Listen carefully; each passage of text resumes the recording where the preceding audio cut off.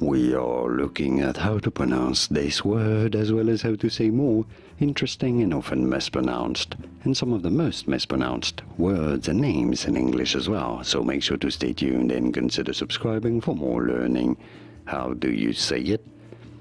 Septuagenarian. This designates a person who is between 70 and 79 years old in his or her 70s.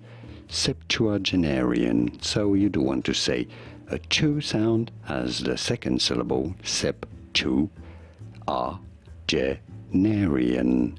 You do want to stress on the ne syllable, septuagenarian, septuagenarian. And now you know. Did you get this? Was this any helpful? Let me know in the comments and by using the like button.